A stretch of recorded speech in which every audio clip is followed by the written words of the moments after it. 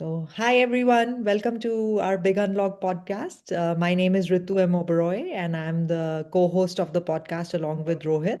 And today we are really excited to have Jonathan Bush on our podcast. He's one of healthcare's boldest and most original thinkers, and he has explored where AI, data, and business model innovation is truly going to take the industry next. And we're really excited to have this conversation. And this is going to be, I think, around our 180 plus episode. So, really excited to have him here.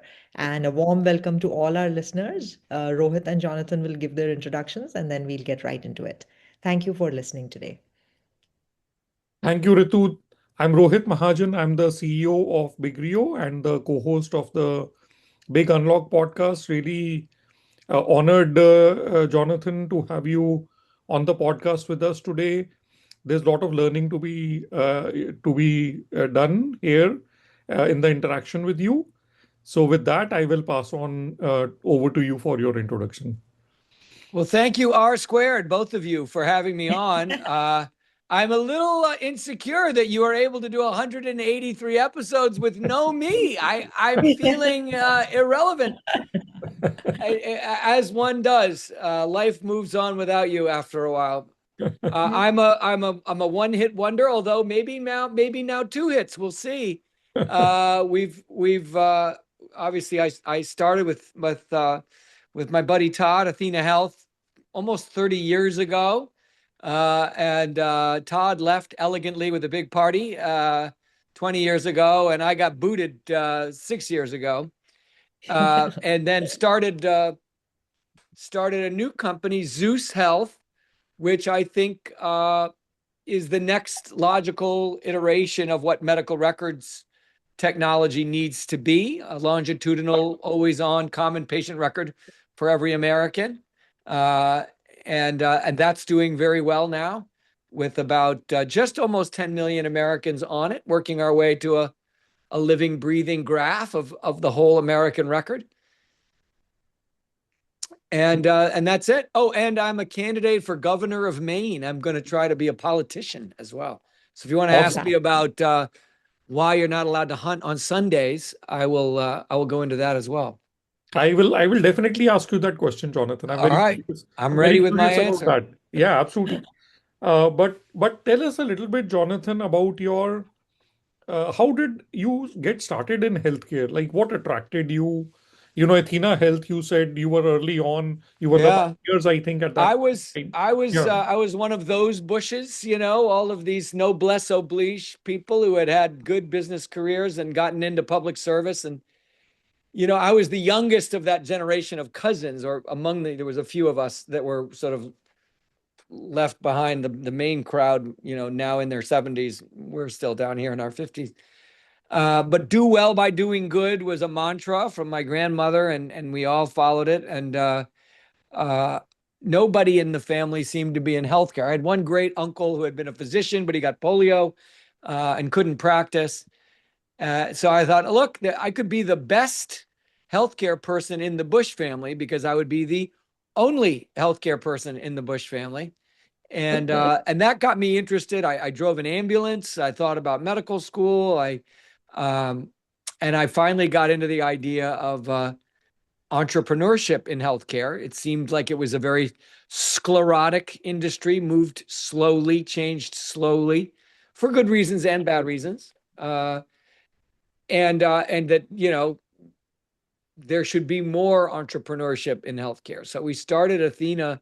It was called Athena Women's Health, and it was a maternity care company trying to bring midwife-centric care and to take financial risk on whole episodes of maternity care, which, now bundled care is a common phrase, but at the time it didn't exist. And we ended up moving on to being the back office for doctors' offices. And Athena Health served not just women's health, but every specialty. And basically tried to figure out a way to get an industrial strength read-write internet application going in healthcare. And we really were the first one. AthenaNet, which was our system that we used to automate medical records and billing and patient communication and other things, went live for a paying customer on Y2K day, January Wow. 1 of 2000. So Amazing. that was a you did not have regular access to the internet there. We literally had an internet access department, guys with work belts and wires, that would go out and convert your copper phone to a DSL connection or things like that. And we therefore got the drop on the idea of putting thousands and thousands of businesses that don't know each other onto a single instance of a single application using the internet. That's now sort of made its way through. There was a big government stimulus. Almost every doctor in the country is now on some kind of electronic medical record, but the data model is wrong. It's still oriented around fee-for-service claims and not around patient care. And so I believe the next opportunity, now that Athena and Epic and Cerner and Allscripts and whoever have sort of covered the front lines, changing the root chakra of the record itself, the logical architecture, is the next wave. And it will be much easier than the first wave. We're not going in and training hundreds of thousands of lovely people in, medical smocks, how to use a mouse, which literally we were doing when we started. This is just moving where those medical record systems point. Instead of pointing to the famous story of the blind man and the elephant, this guy thinks it's a tree and this guy thinks it's a snake and this guy thinks it's a sword. Obviously doctors today have that. Nobody has a complete picture of the record. And so we believe the next iteration of all this will be a small number of always on, always current, probably FHIR native, we'll see, but certainly API first medical records that don't compete with whatever front-end workflows people are doing. I imagine there'll be many more of those, and the established companies there will keep adding features. But what will change is that they will all read and write off of a version of truth that is complete. And that's where Zeus has had so much success, is to find people wherever they have been, go. It's a little bit like taking out the trash. We go into these records, we pull out the continuity of care documents in these old systems, but then we can, thanks to AI, open them, read them, and graph them properly, put a FHIR resource against every piece of information in the note, in the attachments, so that then webhooks, EMR systems, new products can be driven off of changes in the truth. And that is the beginning of truly automated care, truly affordable care. In fact, we were thrilled. The first recognizable end game for that was launched at the health conference by Verily, who agreed to give free primary care to 1 million people. Wow. And they're able to, drive most of that interaction off of a Zeus aggregated profile of that person's health. And that's an extreme and exciting version.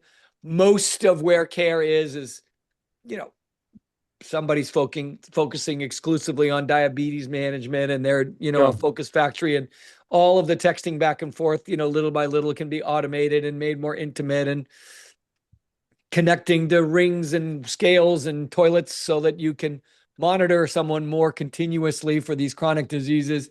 Those are where the most of the progress is happening. But you do have these few examples of something that really recognizes itself as completely a leap forward.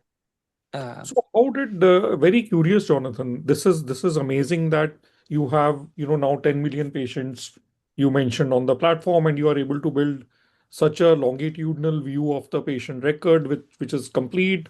And you said you're using AI in many different ways to kind of make it happen.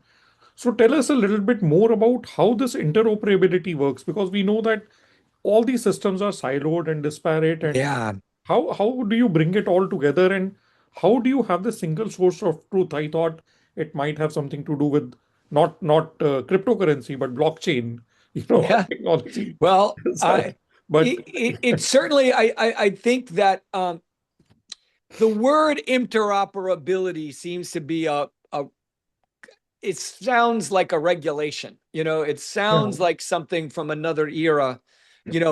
the FCC has a law that every television remote control is supposed to work with any other television. And if you press these two buttons long enough and know the code and can switch, you can make your, L3 remote work on your Sony television. But it's not very easy. It's that you're interoperable is merely compliance, I see. And I think when you think about all of the ETL work, when people try to do interfaces between systems, you can't imagine that scaling to something that is truly going to be the backbone for longitudinal care. Again, it's sort of a compliance or a heroic act, a one-time fix, a hack. I think what we're getting to soon is what Zeus is counting on is more of an API first view where you don't have interfaces between two complete brittle stacks, front end compute database over here, front end compute database over here, and then somebody draws an extension cord between them.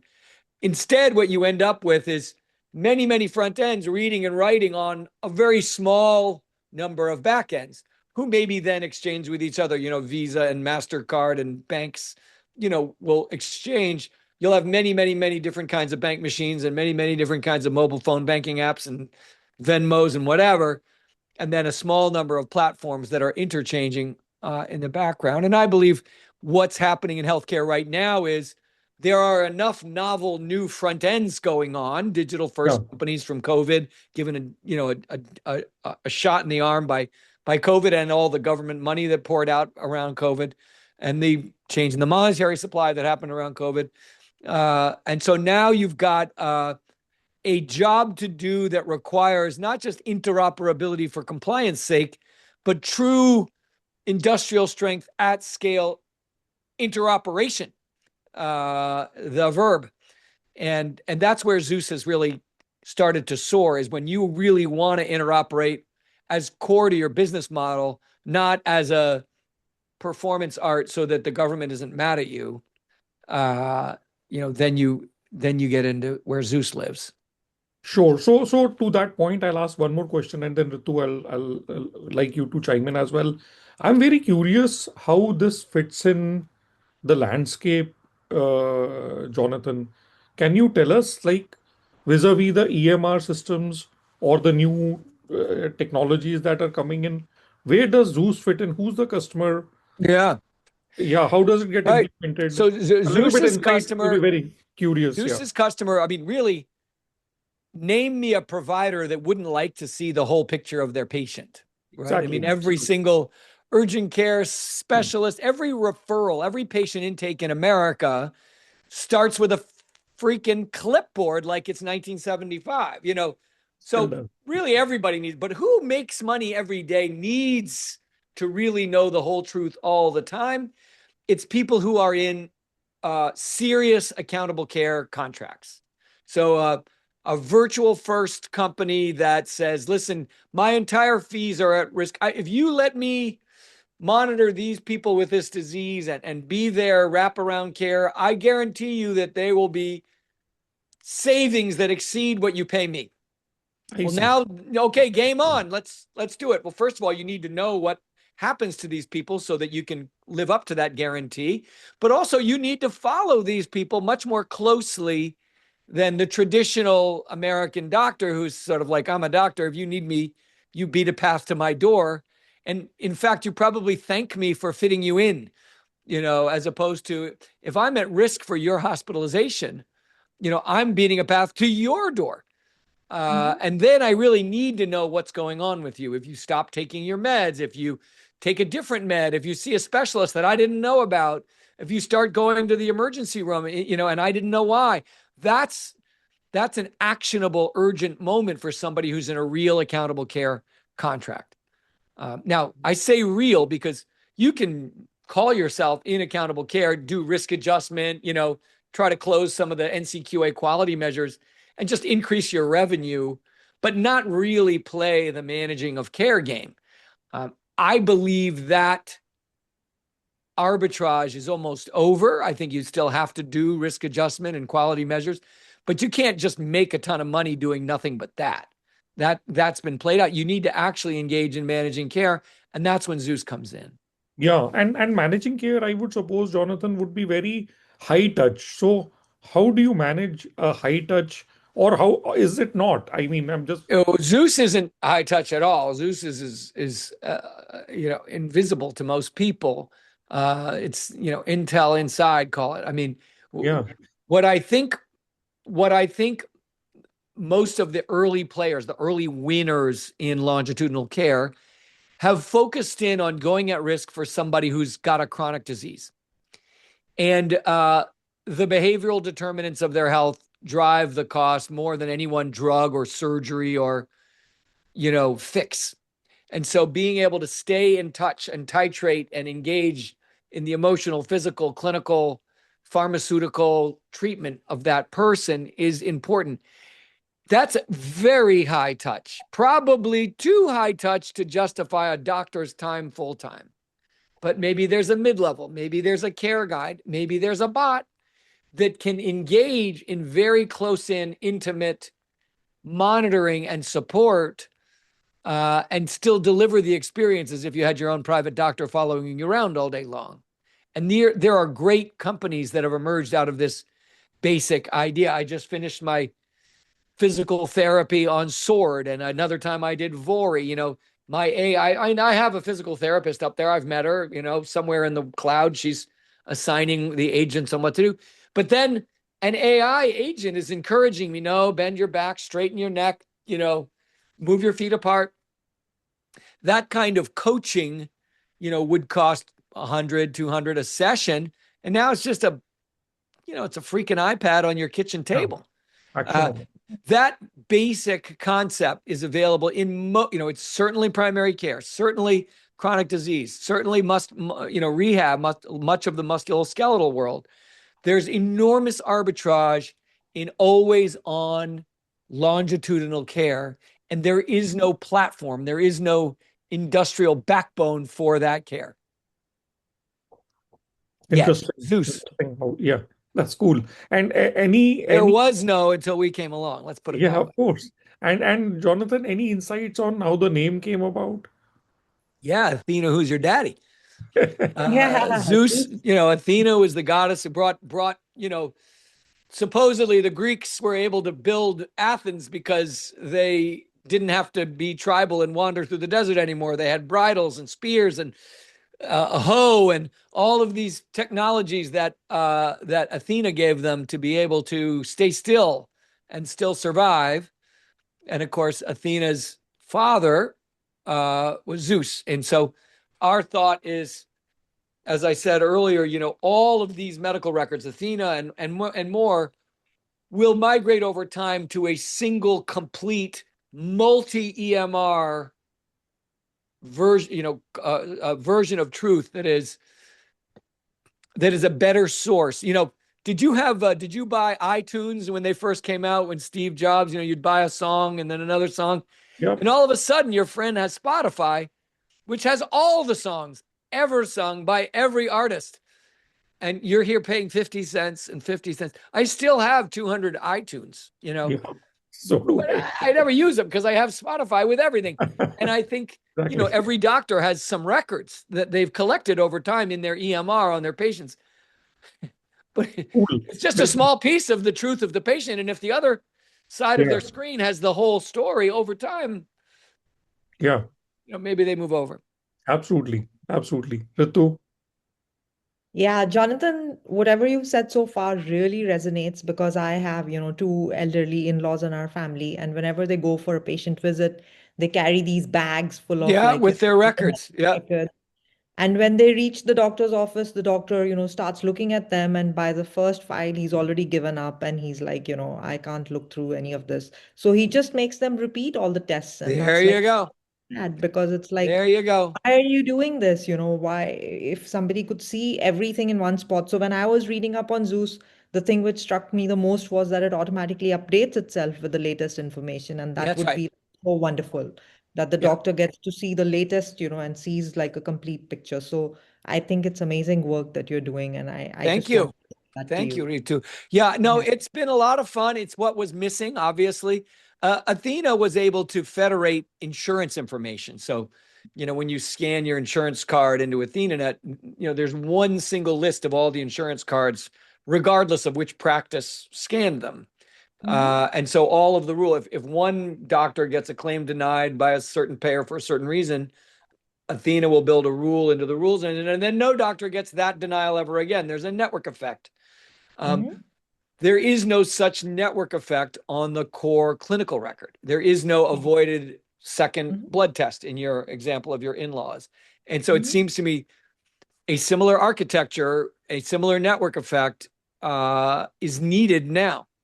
And that's why Athena started to, we've had a wonderful partnership with Athena. Many Athena customers are on Zeus, the ones with big risk contracts. Also, 14 other EMRs are now connected to Zeus on the front end. So you can have a Zeus screen inside your Elation, Salesforce, Canvas, Healthy, Epic, Athena. Don't have Cerner yet. Just saying, we need to get Cerner soon. Maybe everything's perfect over in those Cerner sites. But that migration from automating the front end and calling that the medical record to keeping the automated front end, but actually pulling together the work of all the front ends into one single back end.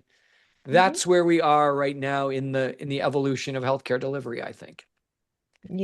So I was reading some of your blogs and whatever you've written so far and listened to a couple of your podcasts, and you've always said that healthcare needs to be more like the other industries, faster, leaner, more customer centric. And do you think now with like AI and automation now reaching that maturing stage with, like you said, agents and voice agents, do you finally think we are close to that inflection point? And do you think it's going to happen, or is it still going to stay stuck in all these structural, like we were talking about the fax machines and I think healthcare, think of energy. Like, are we going to do a lot more solar? Yes. Are we going to have no more coal? No. We're just going to want more energy. So I imagine these, we'll live longer and longer. The hospitals will still be there. I mean, I hope a lot of them close. They're very high overhead. You get sick there. I mean, they're not modern medicine for much of what they do. Obviously, when there's a train wreck, you're really glad there's a multi-specialty hospital nearby. But a lot of these rural hospitals that are very emotional in our political conversation, are honestly, statistically, they're kill zones. They shouldn't be doing a lot of what they're doing. Switching to virtual solutions here in my home state of Maine, we're very rural. And when people go to the doctor, aside from the fact that it's 5 weeks to get an appointment, it's 5 hours to get to the doctor's office for most of the farmers who are, coming down. So the ability to switch to virtual first has a profound impact, not just on cost and quality, but on the larger economy. So I think we are there, Ritu. I think we will be doing a lot more. And as these platforms like Zeus mature and you can do more and more things and more apps are built on them, or at least built against them so that they work effortlessly with them, you'll see people invent more and more care models that incorporate that technology. Ritu, go ahead. I was just going to say that it's been interesting to see this, kind of shift in the healthcare mindset, because even up till last year, we were seeing that people were very resistant, only talking about, pilots, maybe POCs, like approaching this very gingerly. But in the last year, I think we've seen this big shift where now everyone's like, it's here to stay. It's here at every level. So, what are we doing about this and how are we, going to implement it at scale? So sounds like Zeus has come in at a perfect time where all the way we've been doing Zeus for, we've been building it for 5 years. We've been really selling it and installing it for 3 years. For the first 2 years, we, had baling wire and bubble gum and straw. But we, every day, one day I'd finish the day and go, oh my God, I'm too early, and then another day I'd finish. I'm like, oh my God, I'm too late. Trying to convince our old friend Girish at Agilon, no, I've already built it all myself. Oh, come on. You can't really want to build your own core medical record. but then a deep insecurity. Oh my God, I missed the window. And then you show up somewhere else and they're like, I had no idea this existed. So maybe we got it just right by accident. Awesome. That's good to know. That's cool. Yeah, Ritu, I was going to ask Jonathan one question around Sure. what you were saying earlier about AI, Jonathan. So Yeah. the landscape is changing so fast, as we all know. Like, Yeah. it's amazing times where things are changing at much, much faster pace compared to before. Yep. How about, legislation? Like, actually, the right word which I want to use is reimbursement. So, we have all these new AI things which are coming along.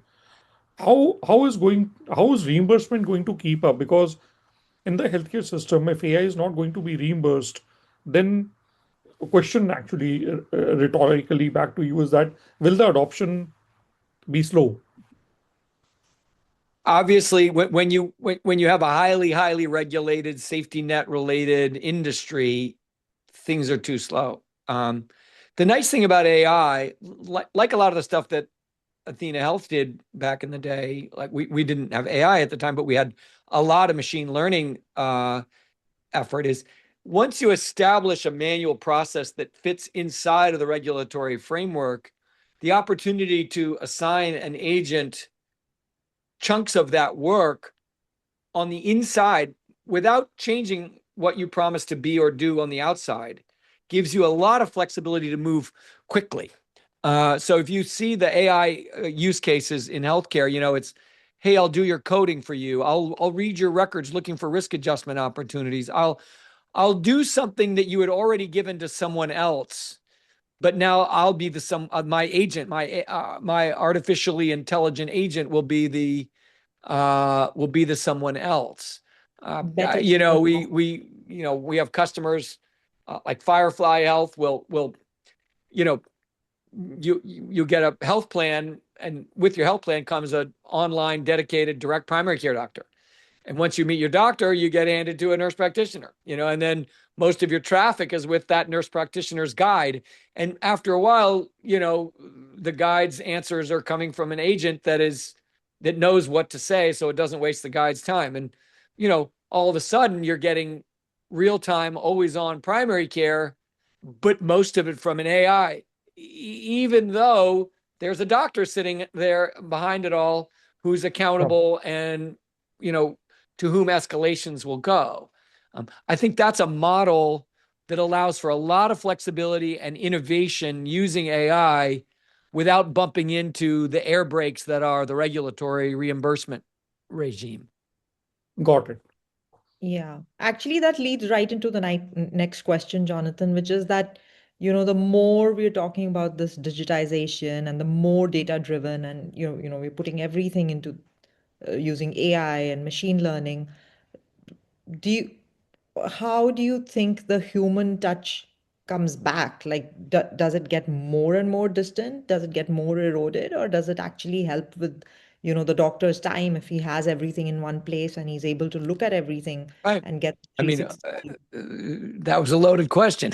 Obviously, today doctors, there's a fair amount of benign neglect, not that they don't care, not that they don't want to, but the amount of work it would take to actually pull together the whole picture of a patient Mm-hmm. so vastly exceeds the amount of economic time they have for that patient's encounter. It's just not worth it. Right. So they give you a clipboard and they say, oh, I asked, it's not my problem. Mm-hmm. And, liability, I don't want to get a giant pile of data and then have to tease through the trash looking for the cancer that I didn't know about. And then I'm sued because it's in my record.